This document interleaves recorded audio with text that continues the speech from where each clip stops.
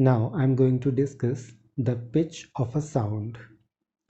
We generally recognize the voices of our friends and relatives, and this is because of their unique pitch of their voice. Because every person has his or her unique pitch,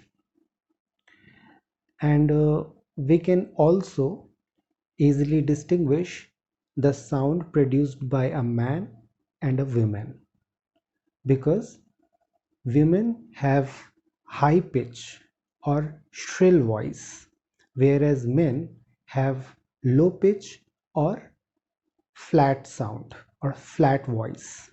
Okay, so it is noted the pitch of a sound is related to its frequency. Okay, no doubt the pitch of a sound is related to its frequency. As higher the frequency, the more shrill and high pitched is the sound produced.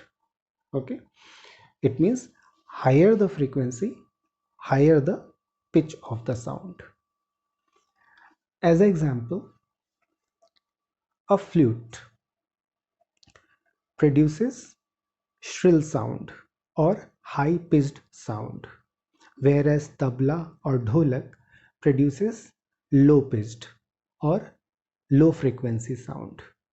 Okay, in the diagram we have two sounds, sound 1 and sound 2, of same amplitude, okay, but different in frequency.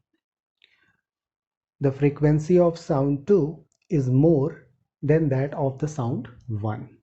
Why? Because sound 2 has two oscillations in 1 second, whereas in sound 1 there is only one oscillation in 1 second.